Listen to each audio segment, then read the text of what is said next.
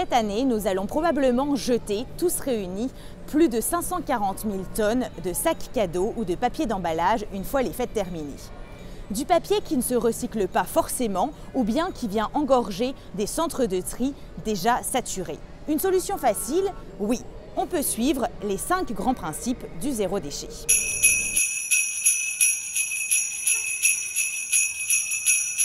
On pourrait tout simplement retourner dans le temps et aller voir du côté de nos ancêtres qui avaient quelques bonnes idées. D'abord, arrêt en Asie. On suit ici le 3e grand principe du zéro déchet, réutiliser tout ce qui peut avoir une deuxième vie. Avec la technique japonaise du furoshiki, on utilise un morceau de tissu, ça peut être un foulard, un morceau de chiffon pas trop laid, un bandana, vous avez le choix.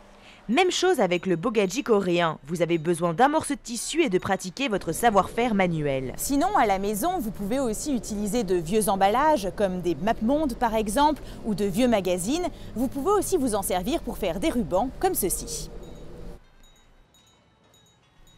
Bien sûr, les bons vieux journaux feront aussi toujours l'affaire, ou d'utiliser une vieille chemise ou un chandail qui traîne dans votre armoire sans but réel.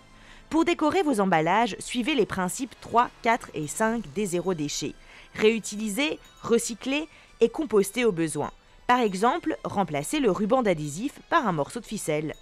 Prenez des matériaux naturels, des feuilles tombées des arbres, des pommes de pin, des baies, des branches de cèdre ou de pin, que vous pourrez ensuite remettre à mère nature une fois l'emballage défait.